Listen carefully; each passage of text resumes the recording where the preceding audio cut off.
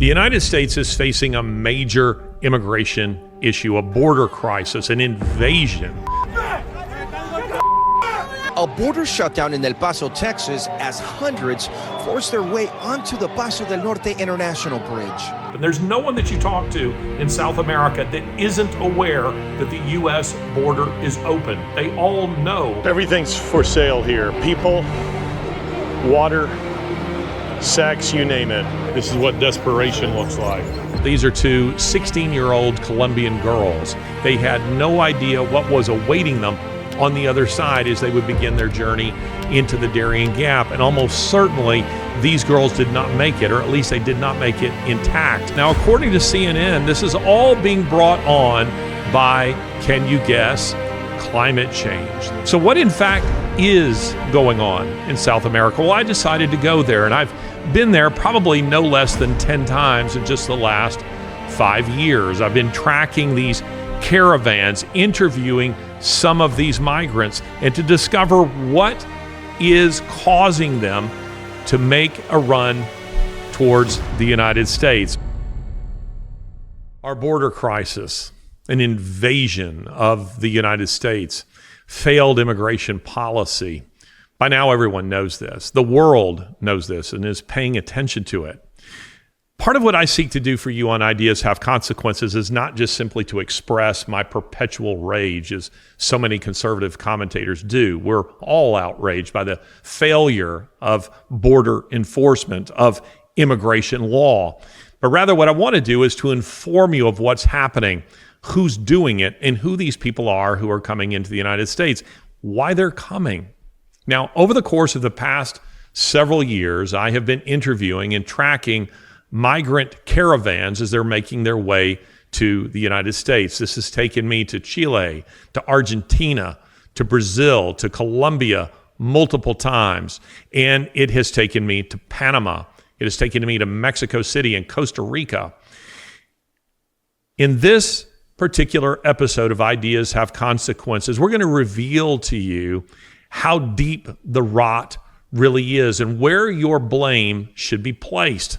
I would suggest to you not so much on the migrants themselves, but on the Biden administration that is running a massive human trafficking op. So on this latest trip, I went to Colombia, from Colombia to Panama, and Panama to Mexico to follow these people as they're making their way northward. Now, why those countries in particular? Well, Colombia is the northernmost country in South America. If you just take a look at a map, if you're walking as opposed to flying into the United States, and as we reveal in this particular documentary and that I revealed some months ago, the Biden administration is, of course, flying people to destinations unknown into the United States. But if you're walking to the United States from South America, you have to go through the dreaded Darien Gap. Now, the Darien Gap is the Hotel California of jungles. It's roughly 60 kilometers of jungle that sits like a cork on top of South America. Once impenetrable, these hundreds of thousands, and now dare I say millions of migrants who are going through the Darien Gap have now forged something of a trail, a pathway, multiple trails and pathways through the Darien Gap. And it's the only way that they can do it to get into the United States, again, if they're not being flown. So we flew there. I flew there. I flew from Cartagena, Colombia, down to Necoclí to the jumping off point for the Darien Gap. There we saw loads of migrants making their way on ferries to begin their journey through the Darien Gap. Then I flew into the jungle on the Panamanian side, and they're engaged with Senafront, the Panamanian Border Patrol, and saw what was taking place there. And then from there to Mexico. And why Mexico? Because, of course, they all have to go through Mexico as well. But what we discover along the way is not only just who these people are, but how this whole operation is working through NGOs, through the United Nations, through the United States funding, and I suspect funding through Ukraine, but it's simply speculation on my part, to make this whole thing go. So stay tuned.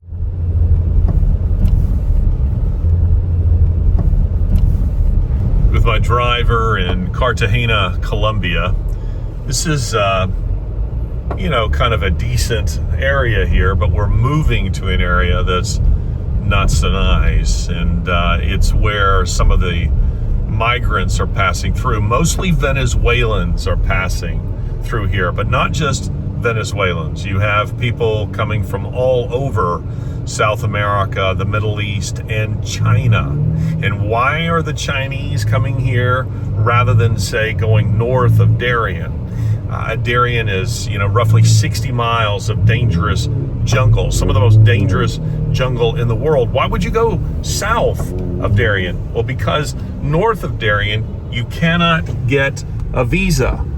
But the Chinese can come into these countries, several of them, either with an e-visa, a visa on arrival, or no visa whatsoever. Let me tell you a little bit about how the migrant crisis works. The Biden administration has essentially sent out a global message that our border is unprotected, that it is open, that you can come, and not only can you come, that you will receive assistance in coming. So you have people who are coming from the Middle East, from Asia, from Africa, and from all over this continent. But you see, every country that they pass through, they don't want them. So they set up aid stations in order to say, hey, here's some medicine, here's some food, here's a little bit of money, go that way, leave our country. The United States is in that direction. So that's what we're doing. But you may wonder, where is the money coming from? Well, look at the sign behind me, U.S. Aid. So it's your tax dollars that the Biden administration is using in order to assist these people coming to the United States. In other words, the Biden administration is an active participant in human trafficking. That's what's happening. I want to give you a little update following up on what I told you yesterday in a thread that I posted on Twitter on X. Now, as many of you would know, I have been following these mass migrations all over South America. And today I'm mostly chilling. I'm recovering from some rather stressful activity. This is the beautiful city of Cartagena that you see behind me. But there's a piece out in the New York Times by Julie Turkowitz, came out just a couple of days ago. She has another one out today, and it essentially states the Biden administration's public stance on these migrations. Now, the article, it's a good article. I would encourage you to read it.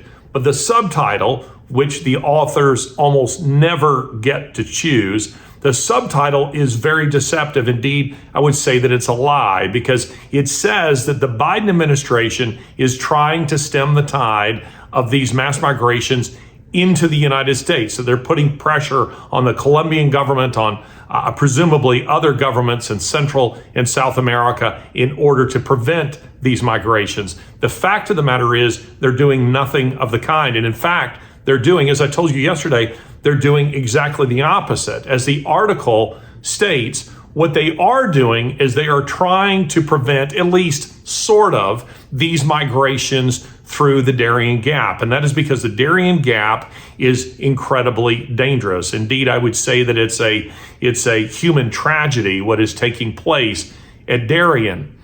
But don't fall for it. They're not trying to prevent migrations into the United States at all. It's a deception because, as we know, as I told you yesterday, they're using the United Nations, NGOs, and your tax dollars to fly these illegals from all over South America, from here in Cartagena, into unknown destinations, undisclosed destinations in the United States.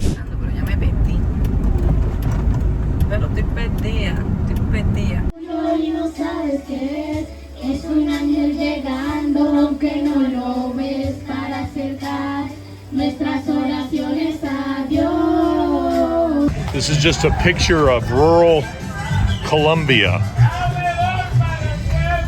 I think the pews are hard in your church.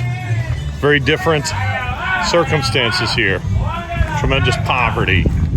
Making our way to Nicoclí this morning. A couple of pilots from Barranquilla about to take us there. It's about an hour's flight from Cartagena.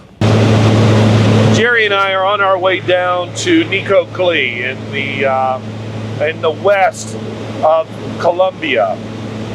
Nicoclí is where all the illegal migrants who are coming from all over this continent are going in order to make their way to the United States. Now, if you're trying to go to the United States by foot, and as we pointed out to you in previous posts, the Biden administration is, via a series of NGOs in the United Nations, flying some of these illegals into the United States.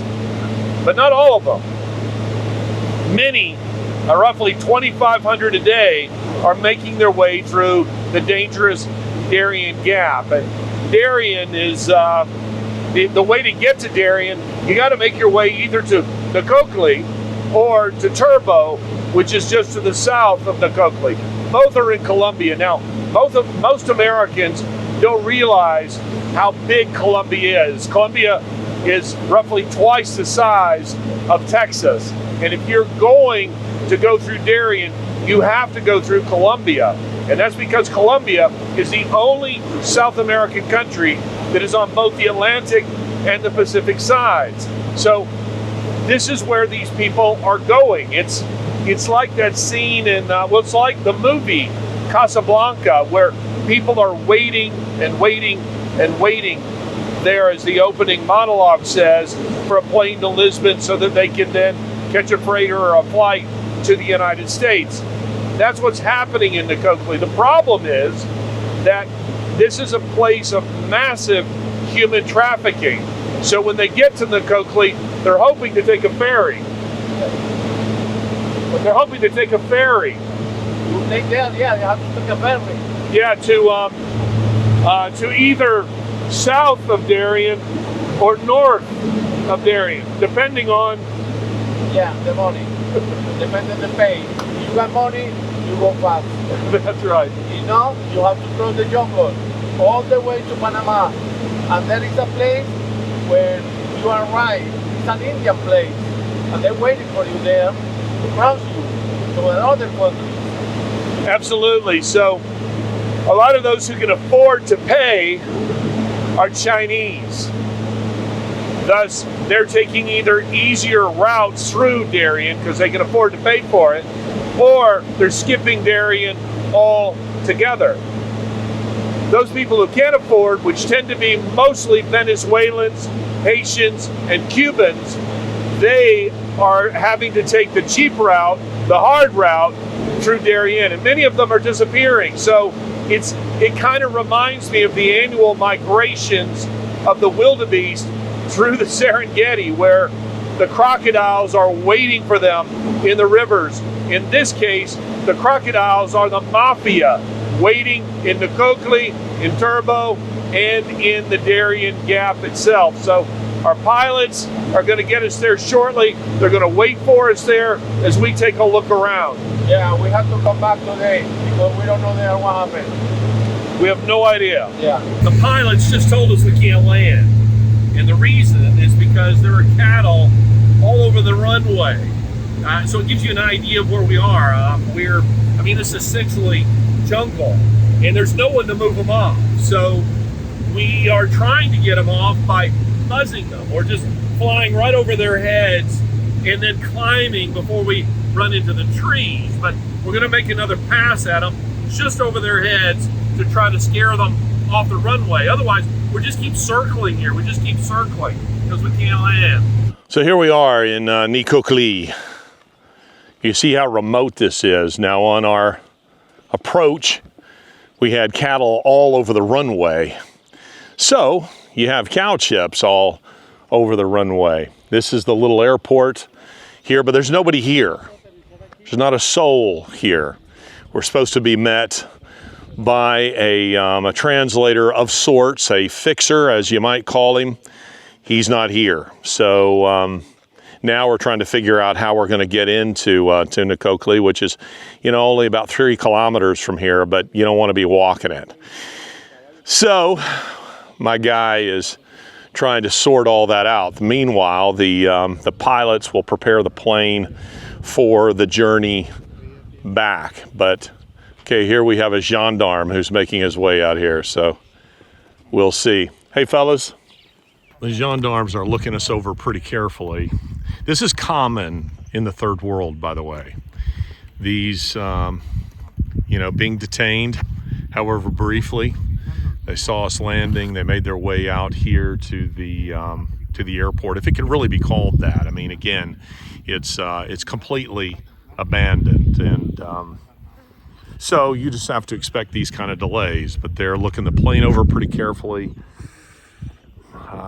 looking to see if we're carrying cocaine or some other kind of contraband, and we wait. We see what happens next. But again, I've become very, very used to these kinds of delays. We're now in Nicoclí.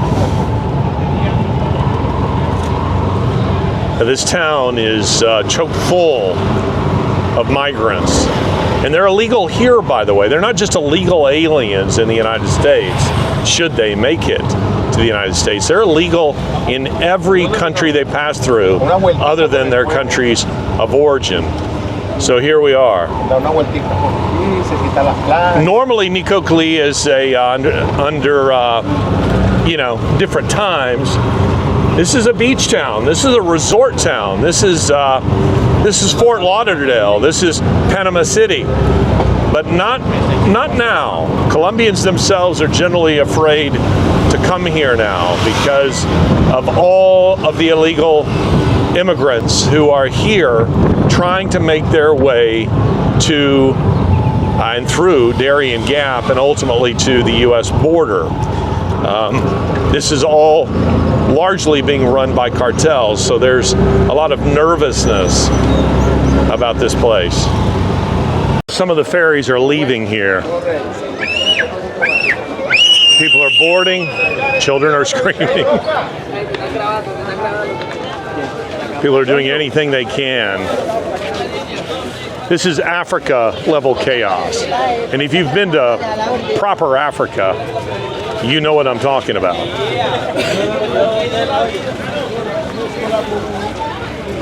This is what desperation looks like.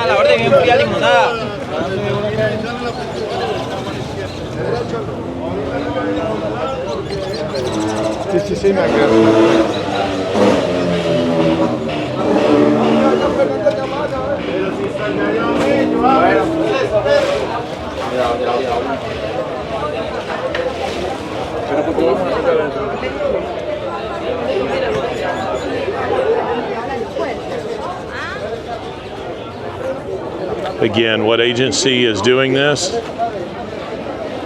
The OIM. Behind me, people are boarding these ferries. Now, you will hear names being called out. It's almost like this is bingo. It's some kind of lottery as names are being called and people board behind me here. I don't know if you can see the ferries there, but it's absolutely what is happening. And the police are not real keen on me doing any filming here, but that's what's going on. Everything's for sale here. People, water, sex, you name it. It's all for sale here. Jerry is talking to a guy here who's from Santa Marta, Colombia. He's trying to make his way to the United States. Now, I asked him where he wanted to go, and he said that he actually corrected me. He said he isn't trying to go to the United States. He's trying to go to Canada, though he has thought about trying to go to California. I didn't have the heart to tell him, you're fleeing socialism to go to yet more socialism. I mean, Canada and Venezuela are on their way to becoming the next Venezuela's, the next Colombia, now with the election of their socialist, their Marxist president is headed in that direction. But again, he's a guy who's trying to save some money, trying to make some money, because right now he's stranded here because he doesn't have the money to make the passage.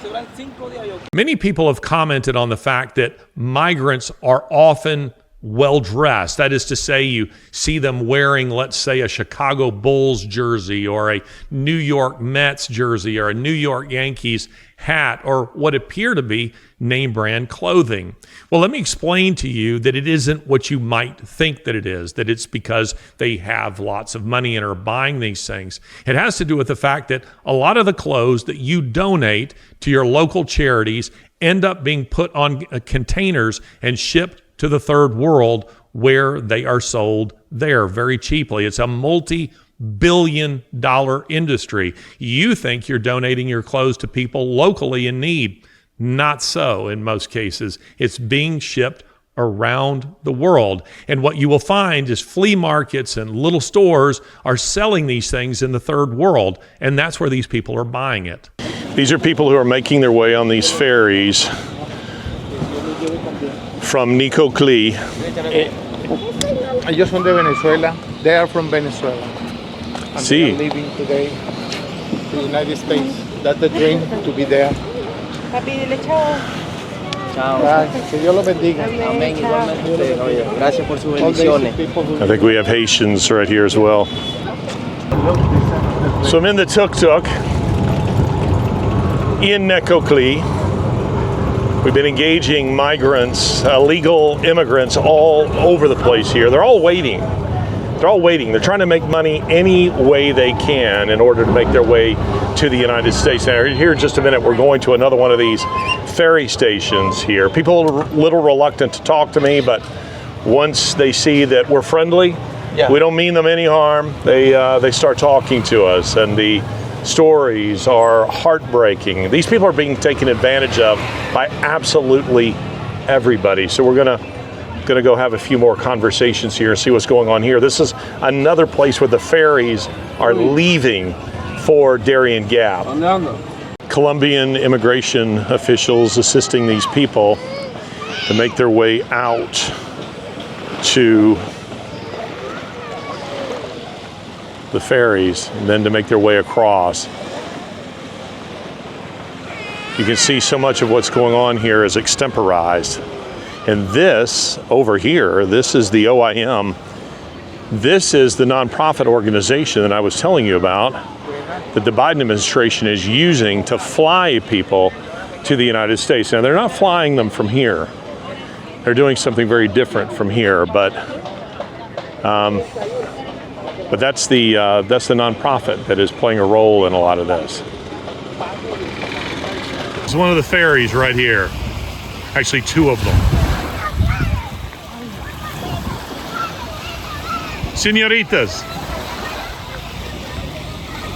Turns out these are two 16-year-old Colombian girls, fresh-faced, boarding this ferry like they're getting on a Disney ride. Now, this particular scene would keep me up at night because I would keep replaying it in my head because I knew these were girls who'd never been outside of their own country. They had no idea what was awaiting them on the other side as they would begin their journey into the Darien Gap. And almost certainly these girls did not make it, or at least they did not make it intact, because they are exactly the sorts of people, girls, young girls, who would be the targets of not only the cartels, but also of the indigenous peoples there. These are the sorts of individuals who disappear in the jungle, who are raped, who are trafficked. And so trying to talk to them and asking them if they had any idea what was awaiting them on the other side, it was clear I was never going to make a dent.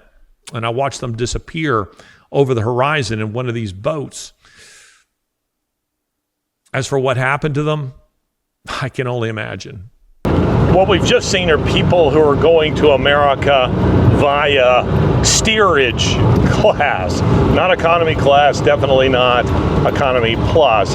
Now we're going to see where the Chinese are going. You see, they are coming with money, and thus they are staying in hotels. They're not camping on the beaches like a lot of these other people. Listen, just a little pro tip when you're traveling. You want to know anything about a city, you find a taxi driver. Taxi drivers know a city like nobody else. And this guy here tells us he knows where they are staying. So we're making our way in that direction. This hotel is full of Chinese, but they're avoiding my cameras. Now you can see them up the steps there, but they're definitely avoiding the cameras.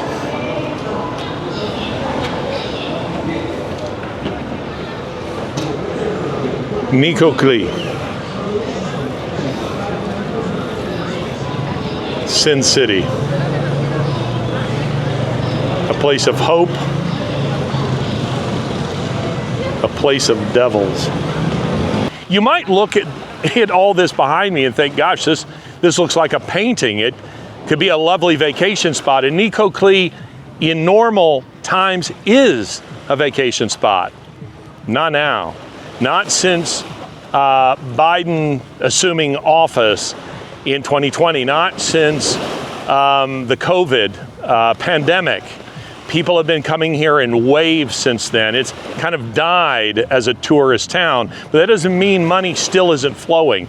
It is flowing. It's flowing in a big way, but it's on the black market, is through the cartels. Now, the people that you will meet here, any one of you who has a heart, by and large, you would feel great sympathy for these people. They're risking absolutely everything. I imagine it's the same kind of mentality as the kind of people who boarded the Mayflower, who boarded ships to make the dangerous Atlantic crossing in order to get to America. It's the same mentality here. I'm not talking about the criminal element. I'm not talking about the cartels. I'm not talking about those kinds of people. Rather, I'm talking about people who simply are fleeing socialism. And again, this continent has systematically fallen once again to Marxists. They're fleeing it in an effort to get to the United States, and in the process, they're risking everything. Now, these boat captains are charging them roughly $150 a head. Now, that to you may not sound like a lot of money. For these people, it's an extraordinary sum of money. That's much more than a month's wages for Venezuelans, especially. Colombians might make on average, maybe $100 a month. The common laborer, the people who work in my hotel, make roughly $18 to $20 a day. That's not including tips, which they don't get a lot of. So this is the kind of situation that these people find themselves in, so that they're here waiting to try to make the jump over to Darien. And Darien is insanely dangerous. It is roughly 60 kilometers, or rather 60 miles of dense jungle. And there's every kind of predator there, animals as well as human beings, militias, cartels, indigenous peoples, you name it. So these are people who are utterly desperate to do it. And they're boarding these boats with children, small children. And just talking to some of them, I asked them, are you willing to risk Darien with these children? And they say, yes, we have no choice. We have no choice. That's what you find here. Back to the airport. Airport is a generous term. There's no one here, no electricity, no nothing. It's like Planet of frickin' Apes.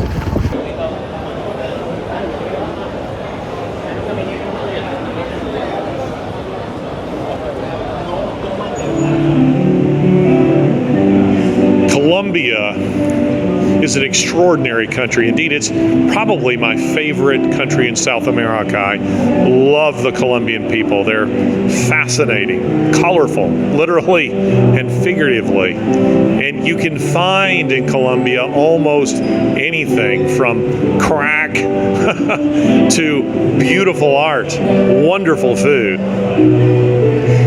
It's a country of extraordinary poverty, but it's also a country of, just really, really beautiful people, beautiful places, beautiful music. So I'd never want to give the impression that I think Colombia is an awful country, because I don't. And I don't think it of Mexico, and I don't think it of Panama.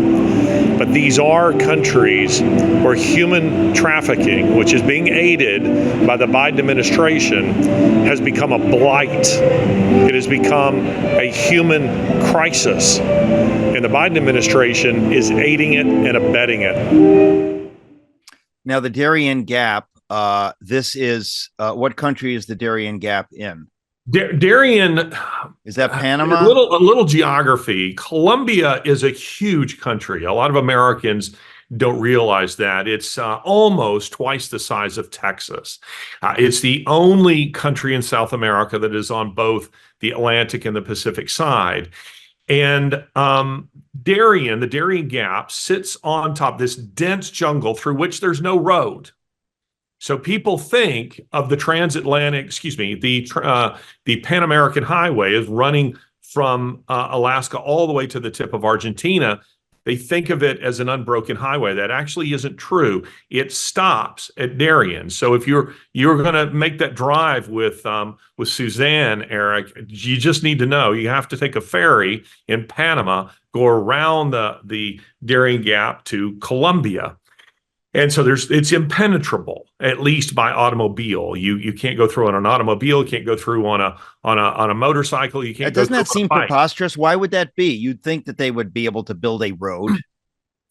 Well, I frankly do not want to see them build a road, but it was the American, and by that I mean the United States, dream to build a highway through there. There was a lot of effort to do that. Nixon hoped to have a highway named after him that went through the Darien Gap.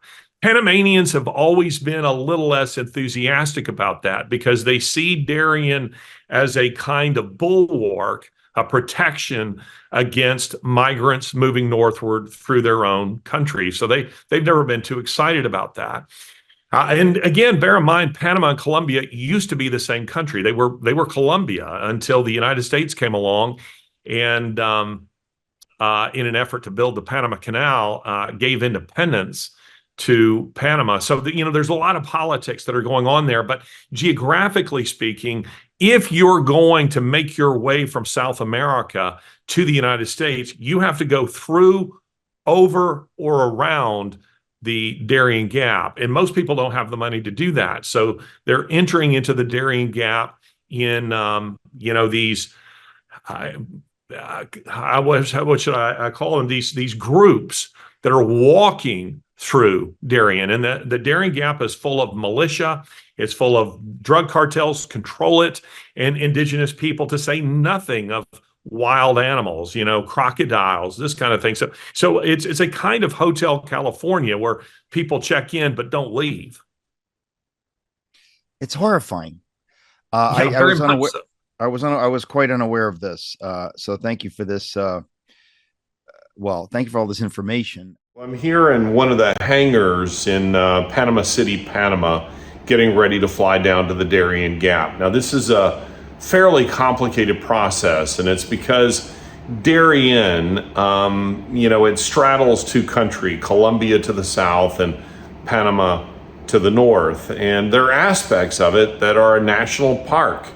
I mean, it's the kind of place where you can go and do a zip line and hang out with your buddies and camp out.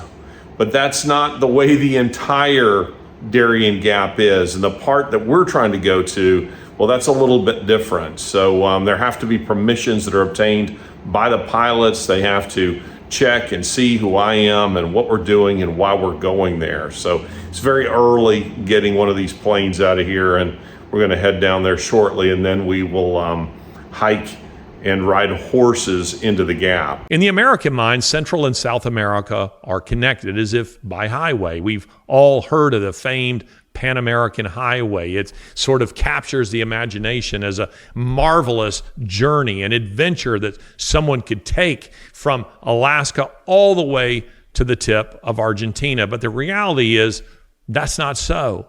The fact of the matter is the Pan American Highway is dangerous among much of its length in Central America. And then when you get to Panama, to southern Panama, to eastern Panama, you encounter the Darien Gap. And no road goes through the Darien Gap. So if you ever decide to go on the Pan American Highway, you're going to have to take a ferry from there around the Darien Gap to Colombia to continue the journey. Geographically speaking, it is at present an impassable jungle for any kind of motorized vehicle. Heavily overcast, Darien Gap has constant rain. I mean, it is a rain forest. We're very close to the coast, and we'll be landing about a mile, maybe a mile and a half from the Colombian border. So we're on the Panamanian side of the Darien Gap. Be landing here shortly.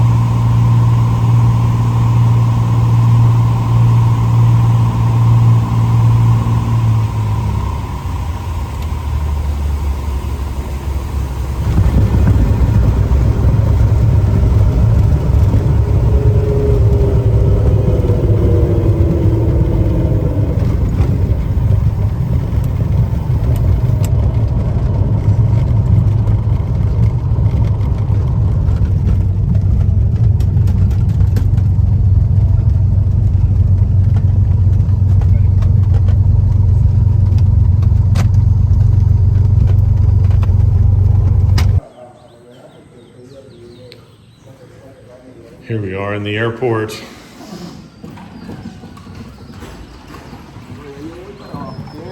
This man is our guide into the jungle. This one, not that one.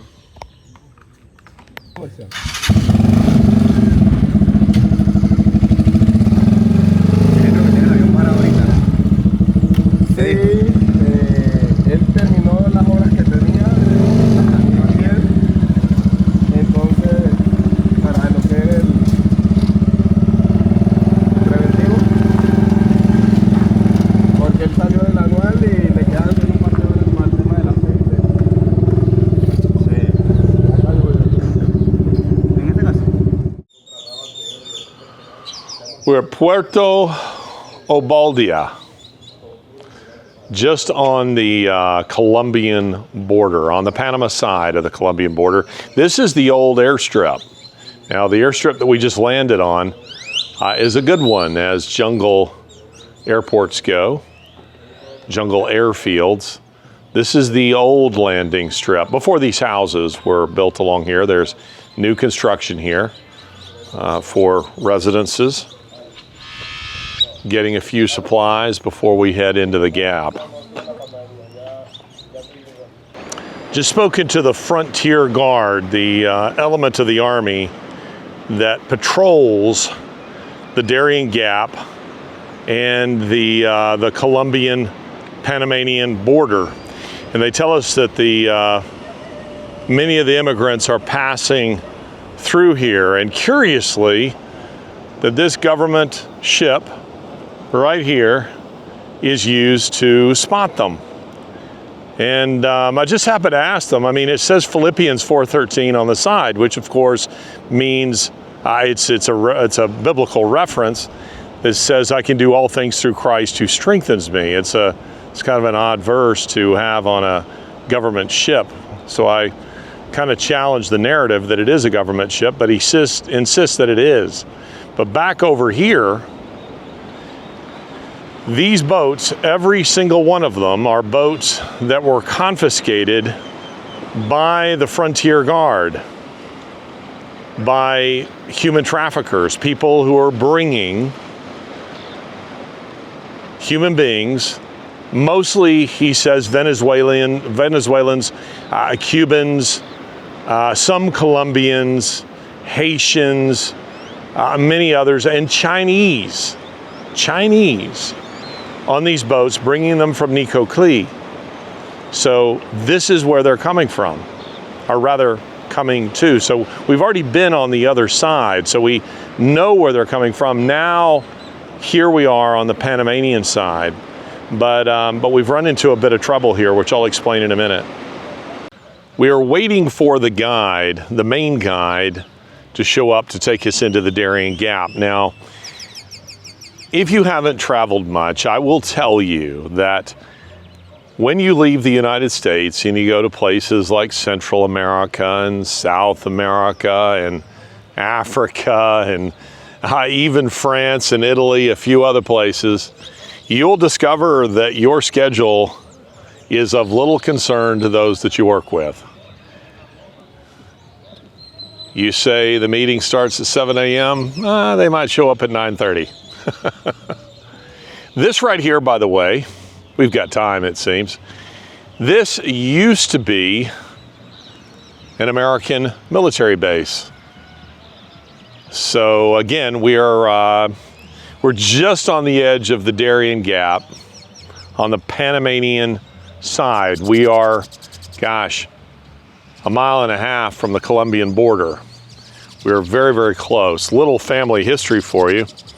My father served down here. He was in the United States Army for most of his career, but he spent 2 years in the Navy. And much of that time was spent in the Canal Zone. Now, we're not near the Canal Zone. That's in Panama City, just outside Panama City, Panama. But when the Navy discovered that he was a good baseball player, he said he just spent most of his time playing baseball for the Navy's baseball team. Got to play against the Yankees and the Dodgers, who in those days would do their spring training in the Canal Zone. So a little interesting family history for you. I think we're just about ready to head out here. Okay, no? There was a time when only the extremely daring would go through the Darien Gap. And by that I mean explorers who are themselves equipped for the extremely arduous journey. In many cases, you still didn't even hear from them. They just disappeared. But now the Darien Gap, I won't say it's become easy. I will say that it has become less impassable. And that's simply due to the fact that with the massive human traffic that is going through the Darien Gap, it's becoming easier. Think about a local forest where you have trails. The more people who go through it, the easier it becomes. And that's because the people ahead of you, they put a rope down the side of a hill to make it a little easier to climb, perhaps putting a few footholds in, or perhaps even steps, maybe laying down stones on a creek to make it easier to cross, and a rope to hold on to as you do so, maybe even eventually a bridge or a few boards or something to this effect. Well, that's what's happening. So at one time I would hear just a few years ago that going through the Darien Gap was an arduous 2-week journey. And even then you might not make it. Then I began hearing it was 10 days and a week. And just recently, about 2 months ago, they opened up yet a new pathway. And this one, how long? 3 days. So all of this human traffic is making it easier. And I would suggest to you that's a very bad thing, because it makes getting to the United States that much easier. You see, nature has been our ally in the history of the United States, geography specifically, because we have been spared some of the horrors of Europe and Africa and Asia by the fact that God has indeed shed his grace on thee. How so? Because we have these two marvelous anti-tank ditches known as the Atlantic and the Pacific, and a generally friendly neighbor to the north and a weak one to the south. Thus, we entered into World War I and World War II at our leisure. Now, however, we are seeing an invasion of our country, the first of its kind, from the south, and there seems to be no effort, in fact, just the opposite, to stop it. It's being facilitated, and it's being facilitated by the Biden administration that wants this to happen.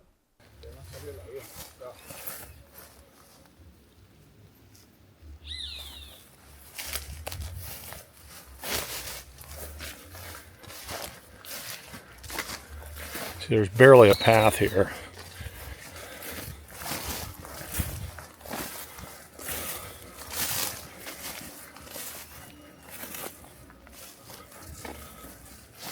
Now we got a guy here doing it only in his flip-flops.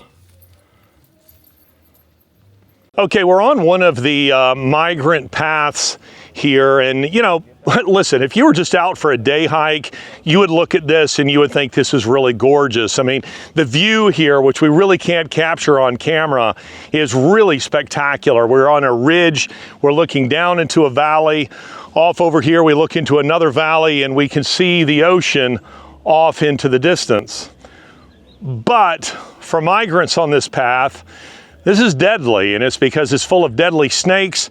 It's full of poisonous spiders, bandits, cartel, paramilitary, you name it, who are here to take advantage of them. So many of them die on this route. And one of the guys that we were just talking to here who takes food and water to them was telling us that it's not uncommon for him to find bodies in here. So this is exceedingly dangerous.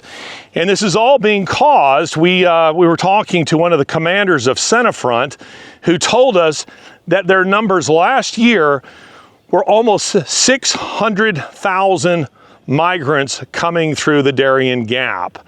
And they expect that number to be well exceeded in 2024. And he would say off camera that this is the problem of the United States. This is something that the Biden administration has caused. As you can see, these paths, these jungle paths, are treacherous.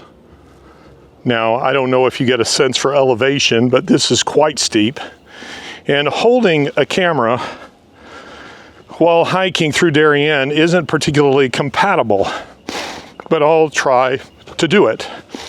If my body should be found at some point, you can rewind this and see what did me in. I'm told reliably that Senafront, the Panamanian military, has forced these migrant caravans inland, making them stay in the jungles. Now, while they may resent that, it's quite understandable why they should do it. And it's because they're trying to keep them away from Panamanian villages. Panamanian towns would overwhelm these small communities, some indigenous, some not. Again, you don't really get a sense on camera for how steep this is, but I assure you that it's quite steep. Starting to level out a bit here into a beautiful opening. Perhaps you'll be able to get a view here. Valley below.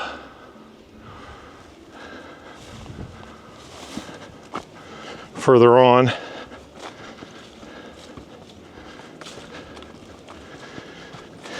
These caravans, though, are taken advantage of terribly by paramilitary groups, cartels, just random bandits. It happens. And this man right here provides water and food to them. Not for free, though.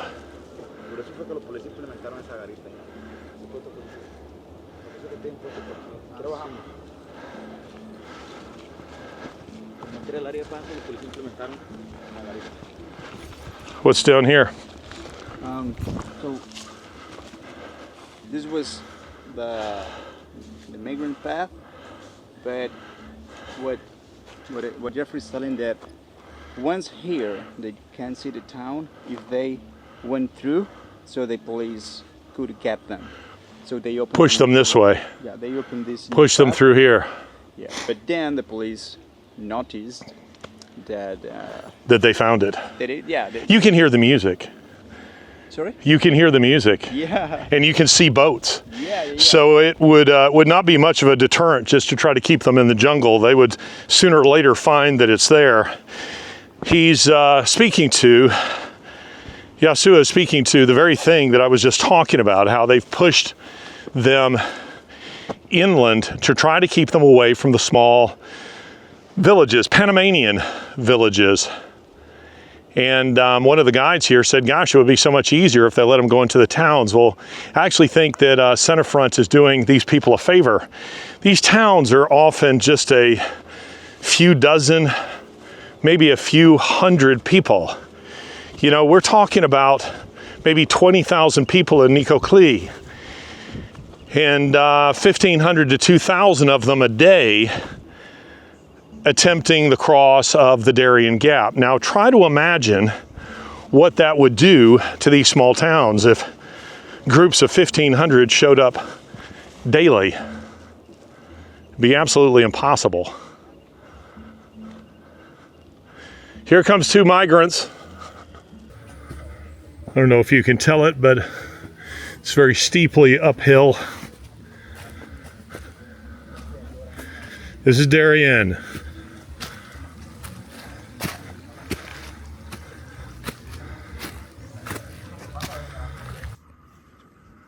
An aid station.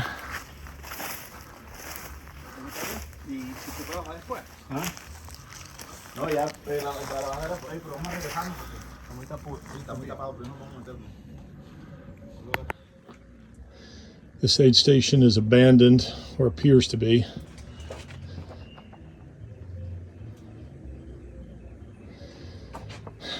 These are one of the most deadly weapons in the world. Kill more people than guns, probably. I've seen them used in Africa, all over South America, Central America. But they're also essential hiking through the jungle to cut the vegetation out of your way.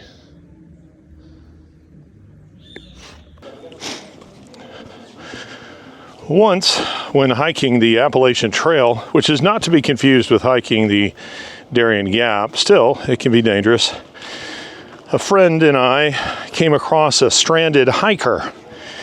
And it was a storm, 12 inches of rain came down. This is Easter weekend. It's Palm Sunday weekend of 1994. Some of you will remember that as a massive storm that swept across the southeast and killed 44 people. Well, we came across this stranded hiker and said he was missing someone that he was hiking with. My friend was suffering from hypothermia, so he stayed with this lost fellow, and I went, 2 or 3 hours hiking into various trails looking for his friend, and sadly I found him, and he was dead. So I can tell you from personal experience that finding dead bodies on a trail is a rather disturbing occurrence, and this fellow here tells me that he's come across a few here. Often they're people who have died of dehydration. He also says that they're taking products like Red Bull to keep themselves going, and they just go too far. And he believes that many of them, have heart attacks. I can find that quite believable. Dehydration, people are not carrying with them enough water. They're being told not to carry water with them. We're getting closer to civilization now. They're being told not to carry it, and that's because it's heavy. They're being told that they'll find springs along the way where they can get water. The problem with that is that sometimes that water isn't clean, and it leads to sickness. And how does a person who's grown up in the city have any idea how much water they need to go for, a week's worth of hiking through a jungle? I mean, the water is pouring out of me right now, as it should, keeping me cool. But if I didn't have water with me, I could be in trouble in a hurry. Now, I would have gone further into the jungle if it weren't for the fact that the Senafront outpost commander told me he wouldn't permit me, a gringo, to go very far without Senafront Special Forces with me. They just simply didn't want to risk an American disappearing into that jungle. Interestingly enough, he said to my Venezuelan translator, something happens to you, nobody cares. Something happens to him, it makes headlines. Waiting on the runway for our plane to arrive to pick us up down here by the Colombian border. Now, what have we learned on this particular journey? Well, first of all, I want to be very clear that my experience in Darien and the jungles here is nothing like those people who are making their way through it in order to try to make their way to the United States. And the reason for that is A, I'm properly equipped. B, I'm not doing it for that long. C, I know that I have a plane bringing me here and picking me up. And yet still, it's hard. I mean, it's very difficult. As I think I might have mentioned, I've hiked a lot of the Appalachian Trail and in some very difficult circumstances. But all of that would pale in comparison to what these people are doing. Now, a few takeaways from this. One, don't believe much of anything that you're hearing from the Darien Gap, at least when it comes to data. I find that the data is all over the place. Talking to a Centerfront commander down here, the data conflicts with so much of what we're hearing in the United States when it comes to migrant encounters, when it comes to those people who have been processed biometrically, those that were criminals who are being deported.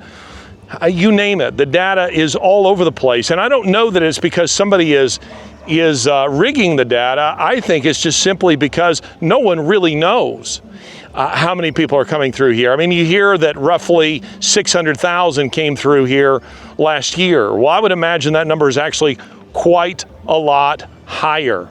So that's one takeaway. Another takeaway is that the conditions here are absolutely awful, as you might have expected. And it is a human crisis. These people are vulnerable. My answer to that is not to move them through the country more rapidly. My answer is to send the opposite message, that the United States border is not open. You are not welcome. Turn back. Do not come here. A third takeaway is that it is obvious in every country that I'm in.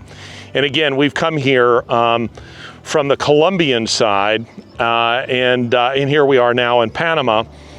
And I've been in Costa Rica. We'll go from here to Mexico. I have been in, Peru. Where else? Anyway, a number of other countries that have, Brazil, Chile. People who are coming from all these countries, what you learn is none of these countries want them. None of them want them. And they all think to themselves, what in the world is the United States doing? One government official said to me, he used the word suicide, that this is suicide. And I agree. I think it's more for them than for us. Yeah.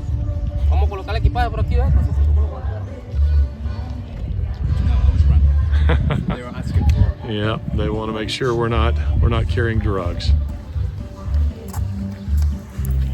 This is typical and actually probably necessary in South America, Central America.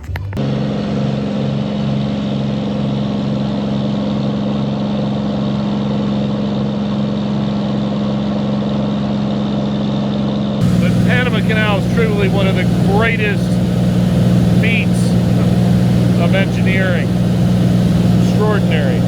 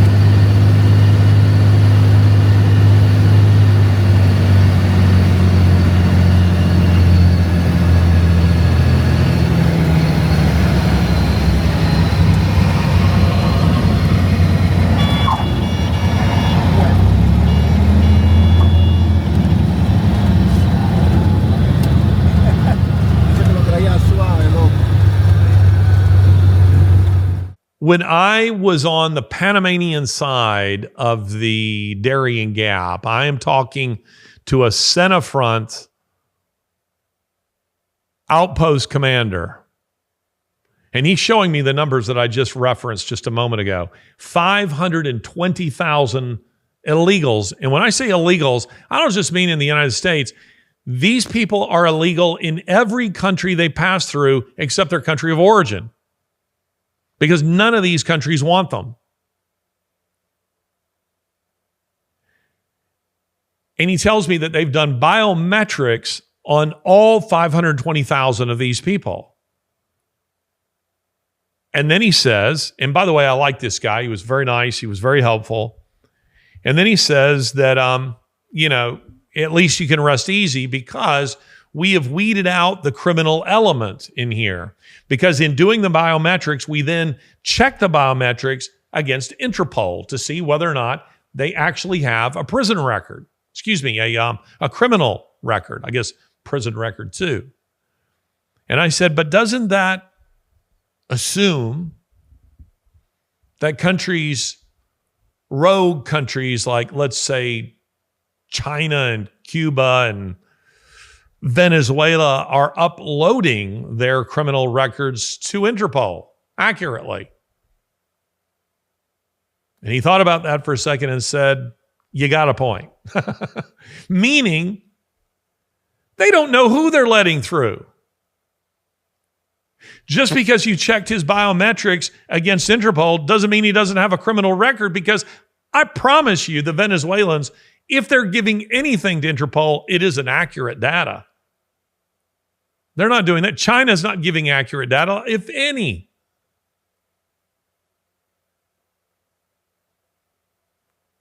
I don't want those people in our country. However, there are millions of them that are already here. There are millions of illegals who are already here, not criminals. There are many criminals too, but millions of these migrants who are already in the United States. So what response should there be to that? I'm now in Mexico City, Tláhuac to be specific, an alcaldía of this city. And this area is heavily populated by Haitian migrants. These are people who have flown here. They did not go through the Darien Gap. They're people who flew into Nicaragua, made their way here, and they're waiting for their appointment. Now, they've made application to enter the United States using the CPB1 app.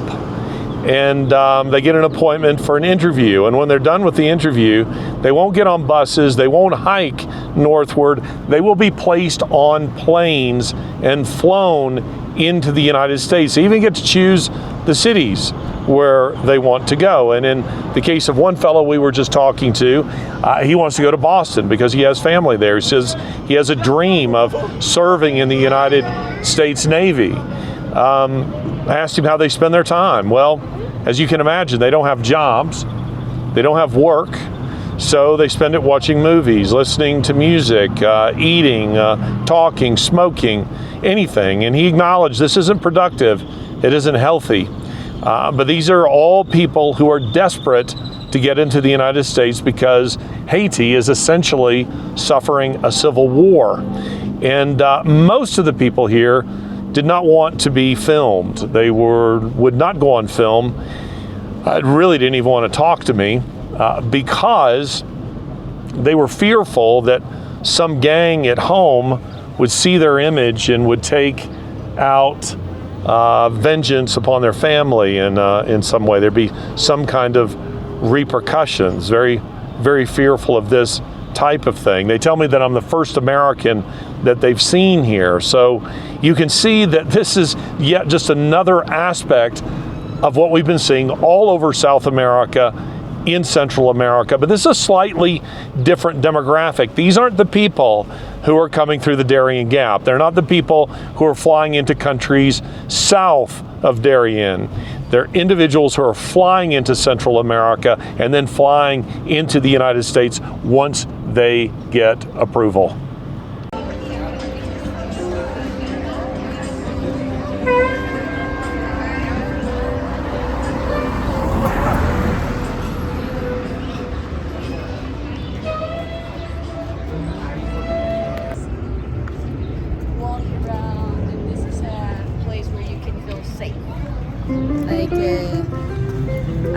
one of the safest neighborhoods in the city. And it has this bohemian.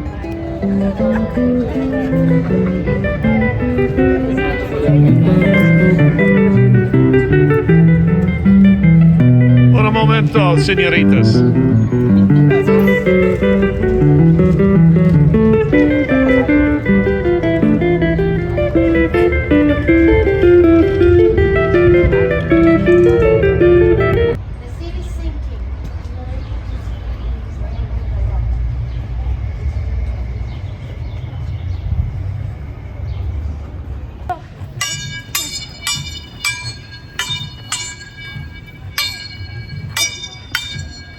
Shit's getting serious here in Mexico City.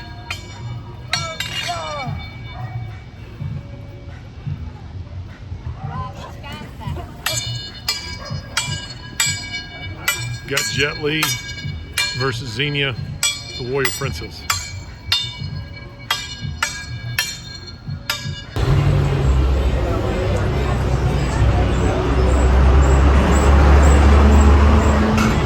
So how's he coming, Anna? Heartbreaking, inspiring. I don't know, I just want to help these guys, to be honest.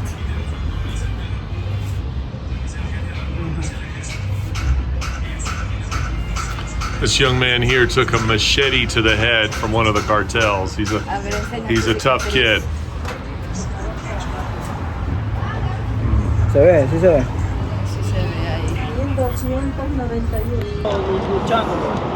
I'm in the tent city where we find Venezuelans, people from Ecuador, here in Mexico City. It's an amazing thing. Whenever I approach these places, people always tell me they're dangerous. Don't do it. They're dangerous. The fact of the matter is they're always afraid of me. They're always afraid of the people approaching them, and it's because they're vulnerable. And once they discover I mean them no harm, everything changes. And you have the opportunity to talk with them, to share the gospel with them, to buy them a little food, a little water, some supplies, some things that they perhaps need. I think I caught a guy there coming out of the bathroom. Poor fella.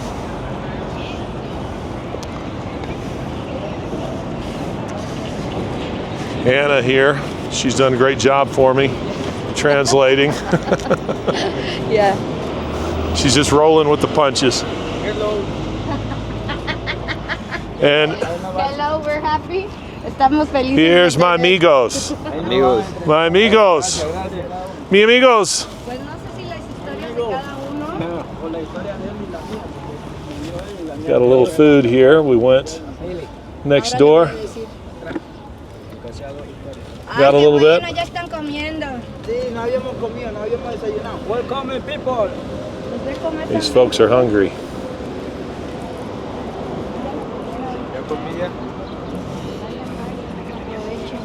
Gracias, gracias. Bien. It's no problema.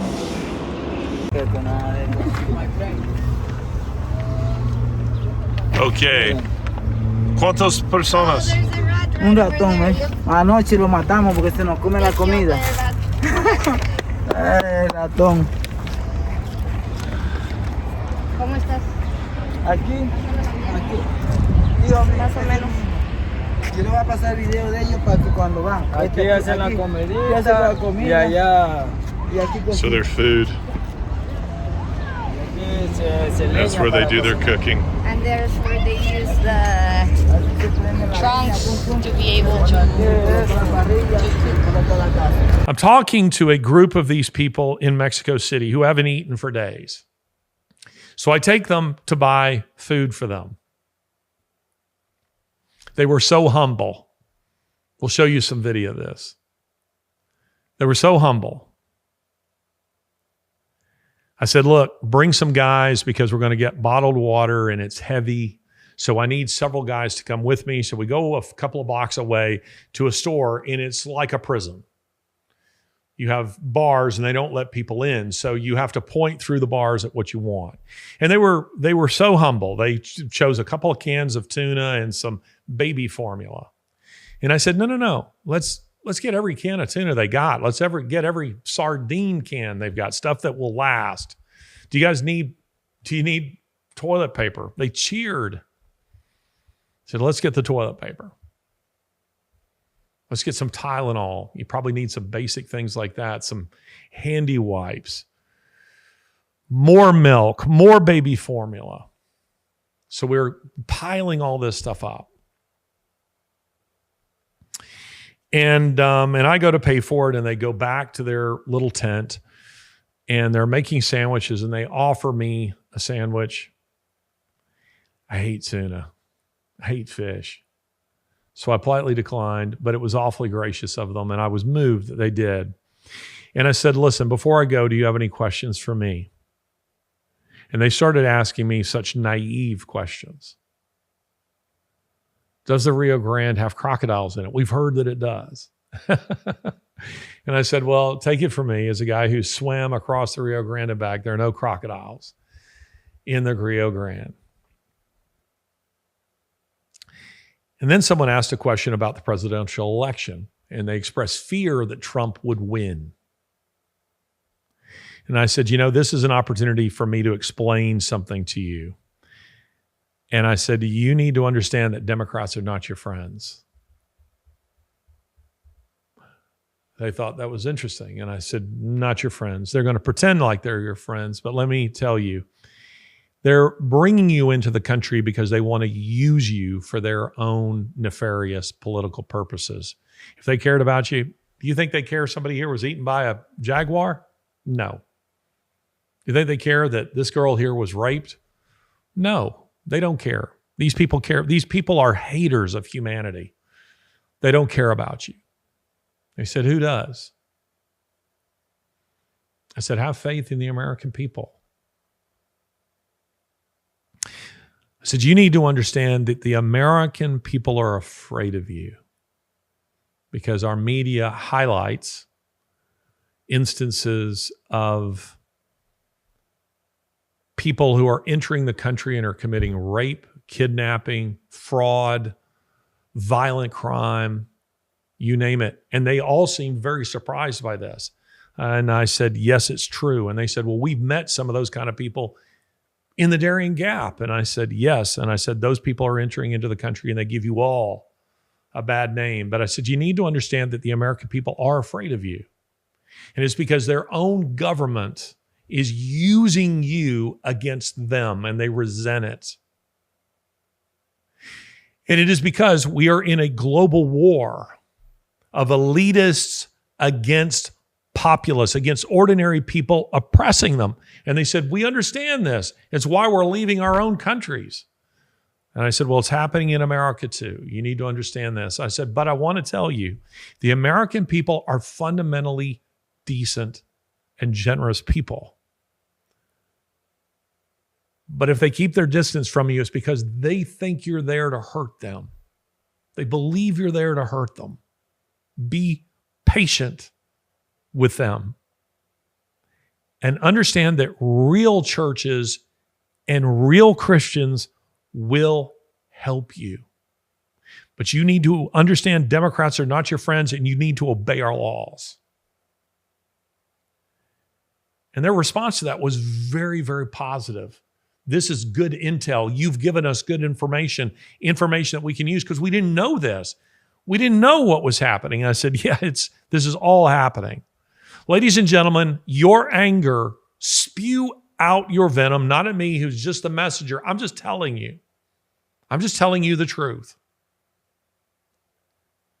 Don't spew it out towards these decent people. You can tell me until you're blue in the face how they're violating the law and all this kind of stuff. It's a pointless endeavor. They're coming. And unless you plan to keep them out, they're coming because the Biden administration and no Trump administration is going to prevent them from coming either. They can't because the Justice Department and the Department of Homeland Security have been weaponized against any potential conservative president. And you better believe the Pentagon has been too. So they are coming. Now, you can put your fingers in your ears, cover your mouth, cover your eyes, pretend that none of it is happening, or you can prepare as a Christian ought. And I'm saying to you that, yes, we press our politicians for border enforcement, proper immigration law. We call for it, we press for it, we vote for it. But if that's the whole of your strategy, it's woefully insufficient, because millions of those people are already here, and there will be millions more before anything is done. And they're coming to your neighborhoods, to your towns. They're coming to your churches. They're coming to your organizations, to your businesses. And if you are not ready, you will be driven off the cherry orchard. That's the reality.